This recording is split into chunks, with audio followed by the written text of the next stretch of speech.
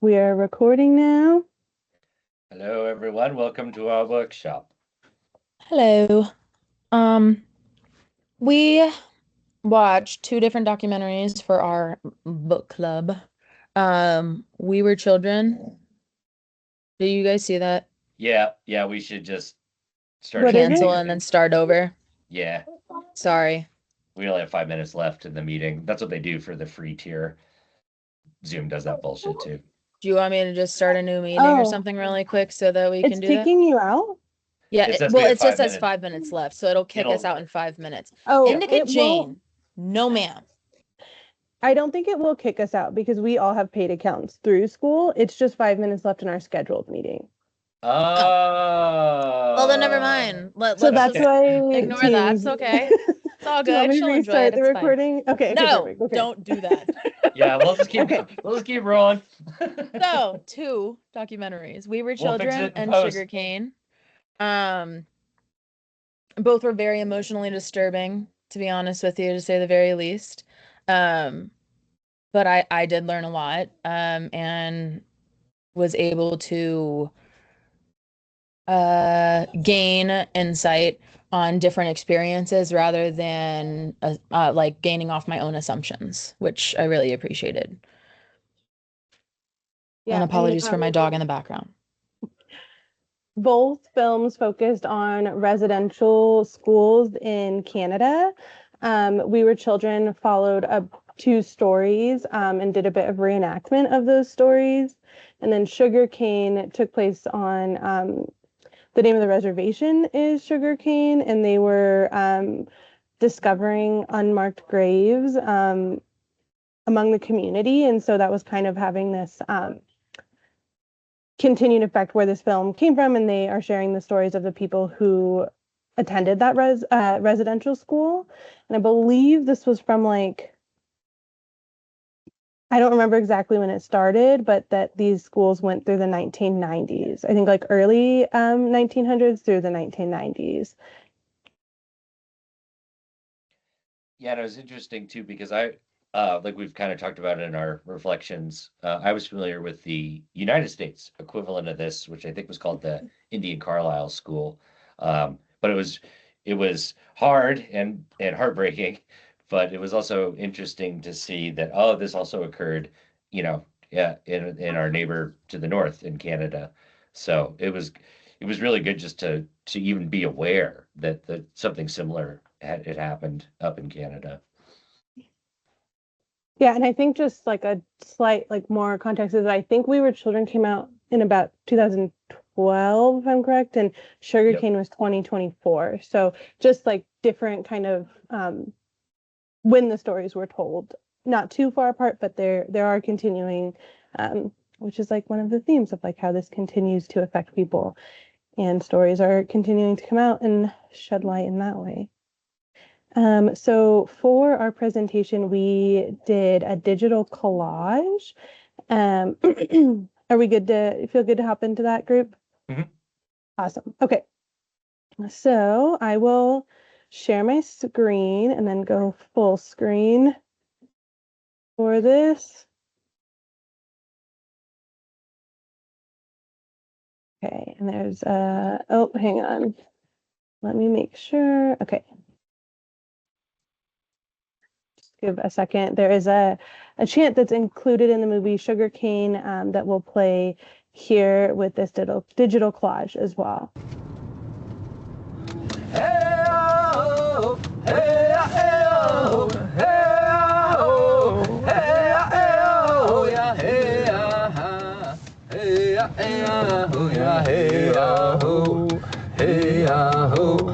Canada is all Indian land. Canada is all Indian land. Oh, Canada is all Indian land. Yeah, hey, ya, ho.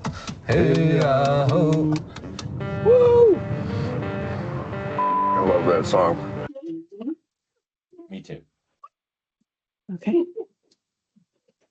I'm so sorry.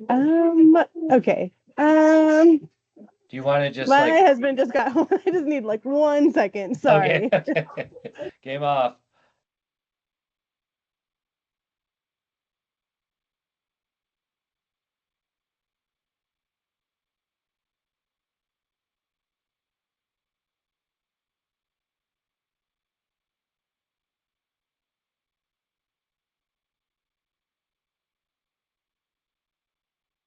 but yeah, I guess well she's oh Sorry, that was just really jarring. I don't know if everyone got to hear all the kids screaming in the background. No. I got really distracted.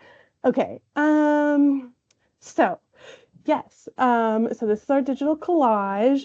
And we pulled together some stills from the different movies, along with some quotes, to kind of give an idea of what was shared in the movies. The images of the people you see here on the left from We Were Children, is Lina and Glenn, and they're the main people that are followed and their stories told. And then on the right are the main people followed in this movie Sugarcane. Just one thing I'll add is that, like, I think something that was like really big in both movies was that, like, there was so much pain, so much abuse, like a lot of tragedy that was being displayed. And there was still like a lot of moments of joy and resistance, that were shown from these people who kind of had to endure this terrible thing of being in the residential schools. And I really like the image of Glenn, who is under the We Were Children text, who's kind of smiling in that image, is talking about how he would talk back in Indian to the nuns at the school, and kind of laughing, like telling his story about, like, it would really piss him off, like it really drove him crazy. And he does talk about, that there were consequences, and in the movie it shows them being like physically abused following him doing that. But like, just to be able to see that, like, these small acts and like really big acts, like when you see how it affected them in their day-to-day lives, were present, despite, like, this was something, I think he was about 8 years old when he went, so like for 10 years of his life was there and was still holding on to these parts, like, that clearly in his old age like brought him joy to talk about. And then the quote that's kind of in the middle here, we're not gonna go through it again. I don't give a shit if it's the oblates, the government, or whoever. You're gonna goddamn well be accountable, and we're gonna start now. That was a quote from the woman who was in Sugarcane, who's pictured under that text, and she was the aunt of the filmmaker who is also featured in the film. And this was like really powerful. I think they show her over time, going through her healing journey following being in the residential school and getting out of the residential school, and how, for her in this journey, it moved from a place of like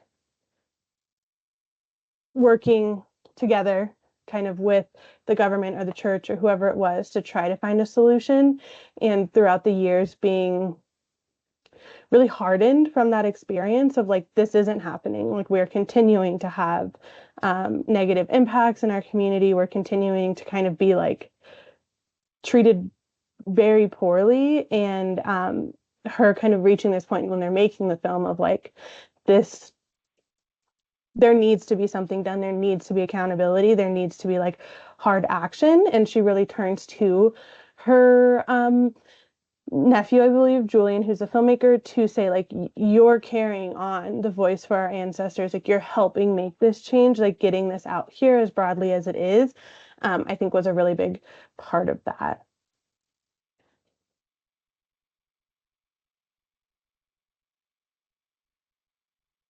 Any other thoughts like on the collage, or any just like points for any of these people followed that we think would be important for other groups viewing this to know about the films?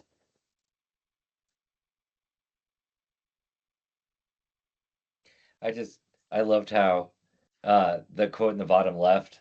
I talked back in Indiana, and it really drove him crazy. Just like a little bit, of resistance in his own way. I really liked him a lot, because at some point, they one of the priests just locked him in this underground, like it wasn't even a room. It was like barely a closet.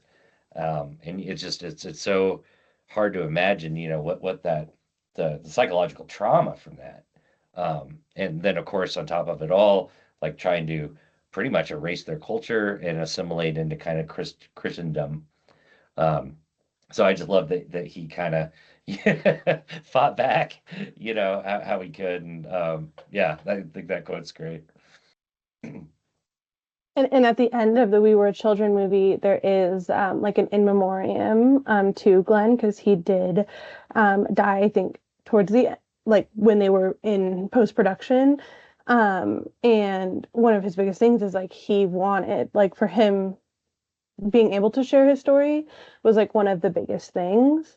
Um, so yeah, like in engaging in the really heavy content of it all, like that I feel like that was another moment of like he was able to do that, like in the because of the longevity of like how long these residential schools were going on, we talked about in some of our reflection recordings is like when we think about accountability, like some of the people who are doing these horrendous things, like a lot of them have died. And a lot of these people who endured these things have also died.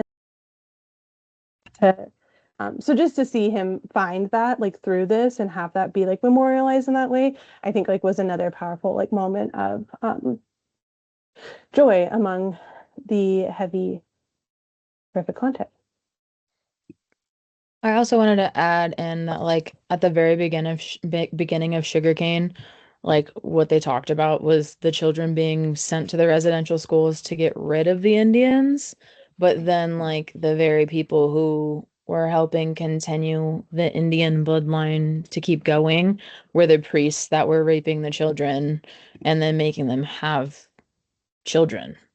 So I thought that that was like a really twisted ideology for the whole thing because it doesn't make any sense. At the end of the day, you weren't doing that.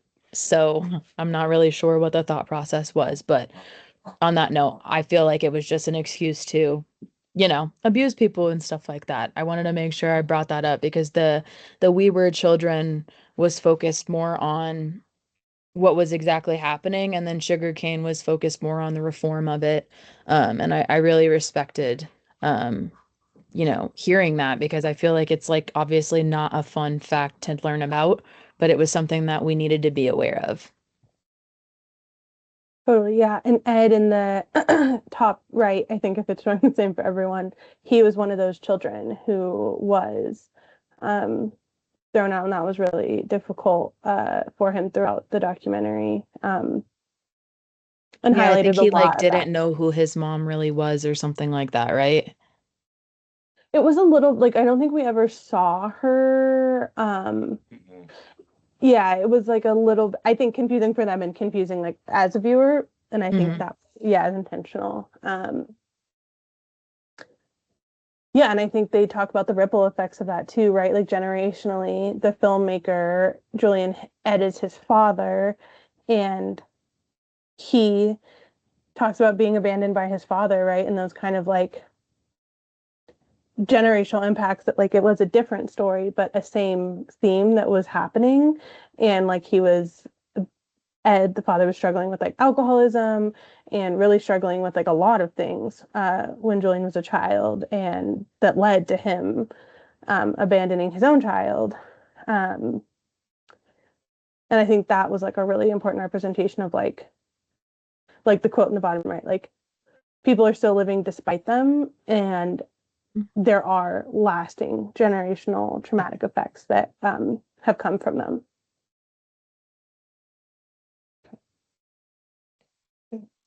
Should we move to our poll? Oh, yes, if I will share, I hope. Okay. Okay. I'm more of a Zoom guy, so hopefully this goes better. It's tab. Okay. Okay. Allow. Sure. Okay. Group, can you see the screen? Yes. Yeah. Well, for our interactive activity. We'd like to invite all y'all to join us in the workshop. So we made this poll here. And then kind of like we've been saying, We Were Children and Sugarcane document the Canadian Indian residential school system through survivor testimony and investigation. So it's just kind of a poll to kind of get us all thinking about stuff and involved. So I'll just kind of walk us through it, and then I'll give us 5 minutes for everyone to fill it out, kind of while we're all doing it, and I'll play some Indigenous music. So for question one, both films document the residential school through survivor testimony investigation. How connected do you believe historical injustice is like residential schools are to current struggles faced by Indigenous communities? So for that, maybe just kind of meditate on just the connection there. Is it really connected? Is it somewhat? Or if you're unsure, that's okay, because there's a lot of topics in this course, and I think that's partly why we're doing this, to educate ourselves and each other. And then question number two, this is, you can check as many as you feel are applicable. The residential school system has been characterized as cultural genocide, the deliberate destruction of Indigenous cultural identity. When institutions, churches, governments cause systemic harm, what forms of accountability are most important? Financial compensation to survivors and descendants, public acknowledgement and apologies, criminal investigations and prosecution, educational reforms to teach accurate history. Next question is just a multiple choice, so just one answer. Sugarcane follows the active investigations seeking justice decades after the crimes occurred. Do you believe there should be a time limit on seeking accountability for historical injustices? So, yeah, give that some thought, and then kind of, yes, there should be time limits. No, justice should be pursued regardless of the time that has elapsed, or unsure is okay too. In Sugarcane, the Pope apologizes to the Indigenous peoples affected by the policies of the Catholic Church in Rome. Do you think this apology was sufficient? Like, was this apology enough? Yes, it was good for the church to acknowledge and apologize. Or no, this is pretty minimal. Like, there's a lot more that could be done. And then we also saw kind of a half-hearted apology from Justin Trudeau in the film. So yeah, like we were saying, it's pretty recent. And then this is a long answer, so just kind of like based on your response above and the other questions, just explain your reasoning. Like, is that enough? Is it not enough? What else could be done? What else could be what other actions could be done that might be that might help? Retributions or whatever whatever you have there. So for the next 5 minutes, I'm just going to let everybody fill it out. Enjoy this music by Eagle Warrior. I think there should be something if you share, you might have to share your screen and share your sound, Steve. Okay, thank you. Oh, you're already sharing your screen, sorry.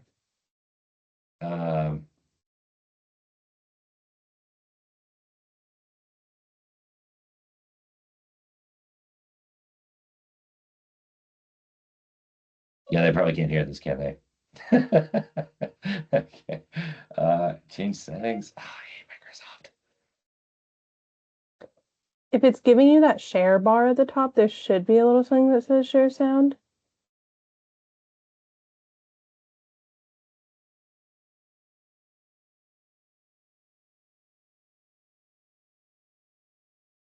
Well, if there's no music, I apologize.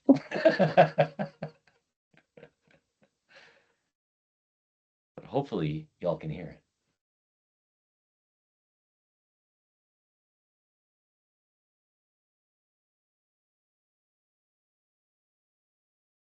Let me try this.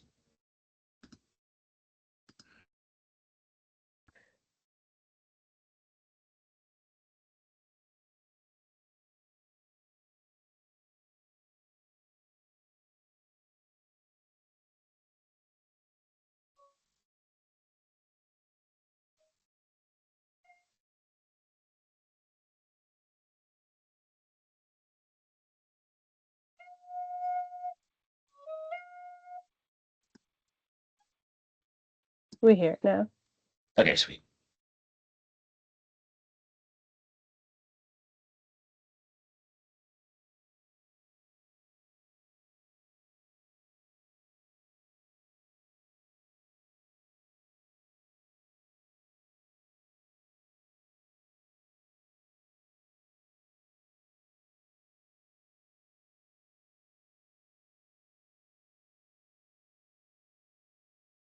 Are you wanting us to put this out, or are we giving them time?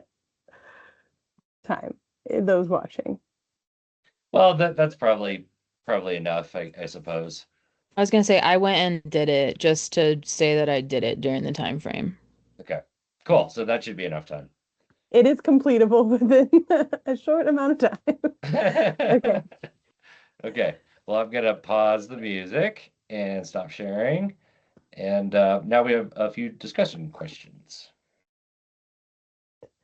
I will just share my screen to put these up for everyone. Okay. So yeah, I think one question we have, and we'll talk about this like kind of as a debrief, but after engaging with this workshop, what does accountability mean to you as a social worker, and how might you embody that in practice? And I think for me, right, like I have a lot of context from watching the movies to think about this, but I think in general, I think something that came up for me, like as watching these films and learning the content alongside, like in our courses, is that like um, accountability comes from the people who, or like what accountability looks like comes from the people who were harmed, right? Like if you're the person who did the harm, and I think we kind of see that in those apologies, is that like by you saying this is accountability, like I'm doing it here, um, it's not honoring other people's experiences. Um, and I think that like as social workers, we can learn through this, like um, with like, you know, in like a micro practice of like empathy and how we show up and listen to people who are sharing their stories and hold space for that and check our understanding of like what is being said and yeah, just allow ourselves to learn from others rather than leading like in a lot of situations where we do have the power to maybe um, have the dominant narrative.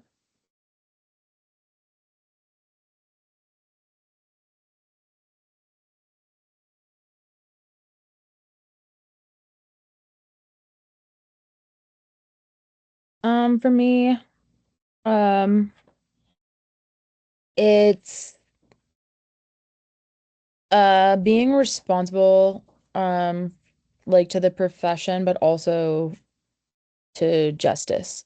Like you don't want to just make it right and then not create any type of reparation for the person who has gone through said event. Um, so for me, like in my practice, that would look like being transparent, holding myself to ethical standards, inviting feedback, recognizing like power of dynamics, repairing harm, um, like following through on like commitments and advocating when systems fail the people that we're serving, and centering those impacted in the decisions that affect them rather than making assumptions about their needs.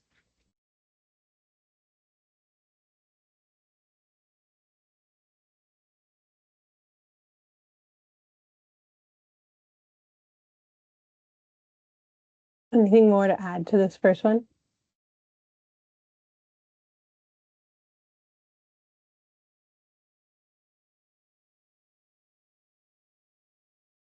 Well, Alyssa, didn't you say you personally know some uh, indigenous folk, and you were saying, could you maybe talk a little bit about like kind of how they're still seeing those struggles? Yeah, they are indigenous to a tribe in Oregon, and they just talk about losing rights and losing the language and it being a disappearing culture because of how their land size went from being one size to continuously dwindling. Yeah, so it's something that kind of that keeps kind of happening in here, in the United States as well.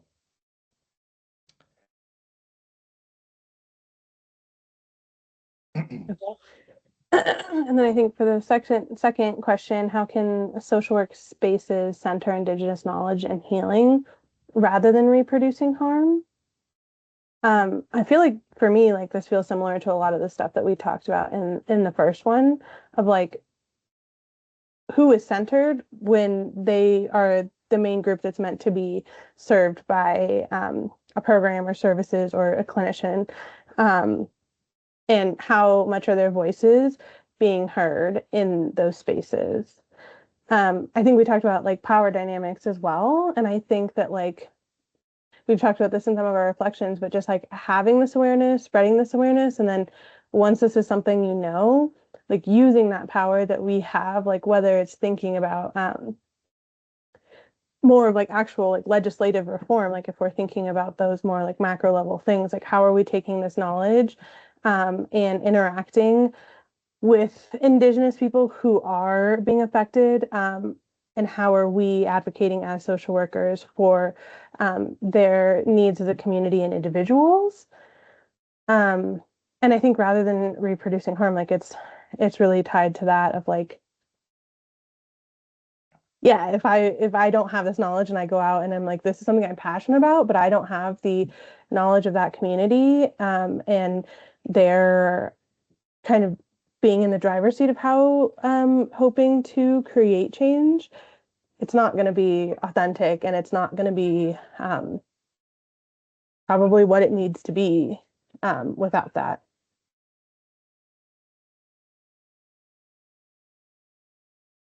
Yeah, I definitely agree there. I feel like the only way that we can center Indigenous knowledge and healing, the only way that we can like really start to do that is by acknowledging it, actively addressing it, the before trauma and harm and the ongoing harm that the profession has inflicted on those communities in general. Um, but I think that there's like, you know, a couple things here and there that we could do to um like truly center it in social workspaces, like prioritizing Indigenous leadership, um, building relationships rooted in reciprocity, um, honoring land, history, um, integrating Indigenous healing practices in ways that are community led. Um, Shift from like Western clinical frameworks to more holistic and relational models. Um, Address systemic inequities rather than locating harm in individuals. Commit to organizational decolonization and practice accountability. It's not necessarily a lot of I'm sorry's, but more of a lot of I hear yous. And I see what you're talking about, and how do we move forward from here?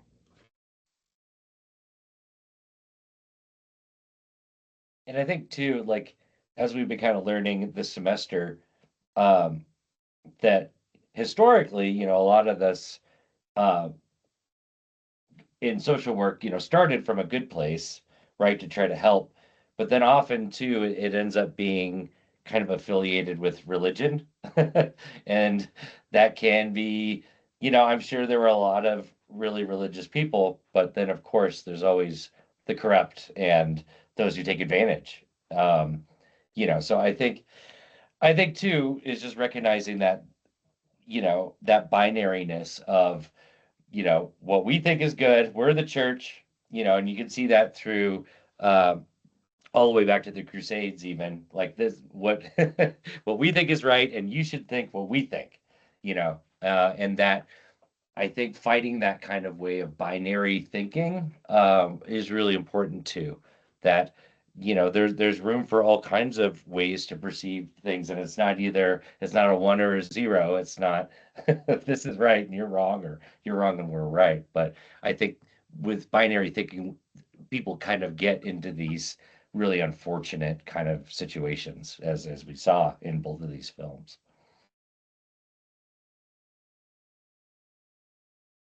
Great. Okay. Any final thoughts on these last questions? And then okay, I will stop sharing. Okay. And I believe that we will have whoever views our group can respond to these questions and yeah, our responses, all of that, and how outside thoughts, because we've been pretty close to this for the semester, so excited to hear from others. Yeah, this is our workshop.